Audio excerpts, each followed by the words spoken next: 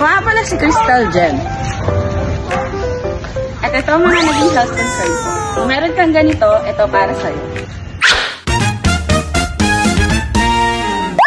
Ako nga pala si Crystal Gem Ultohan. Meron akong hepatitis B, acid reflux, kidney stone 0.5, and bukol sa ilalim ng bata. I was diagnosed of those health concern last 2017 and sinugod ako sa ospital kasi ang sakit nung likod ko tapos yung pain hindi na siya mawala. Then, na-realize ko na sobrang sakit niya, akala mo lamig.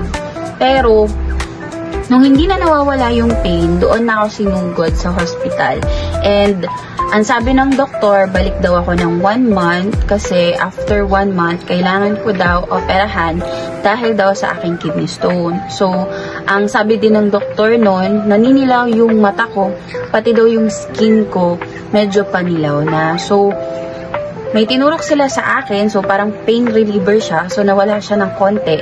And good news, no, kasi ayaw kong magpa-opera nun. Nagpabili ako ng Amazing Pure Organic Barley. Ganito yung itsura ng barley na pinabili ko sa husband ko, which is 2 bucks. And good thing, no, because of this amazing barley, yung 4 na sakit na naramdaman ko is nawala na. At ang good news, until now, no, wala akong iniinom na gamot or synthetic medicine. Ito lang, which is Amazing Pure Organic Barley. Ang laking tulong talaga niya na mawala yung health concern ko, including yung acid reflux. Kasi ang hilig ko sa kape, buti na lang, because of this product, ang daming nawalang health concern sa atin. So, ang kagandahan dito, no, damay lahat ng health concern natin ng mga panahon na yun. So, thanks God, there's Amazing Pure Organic Barley.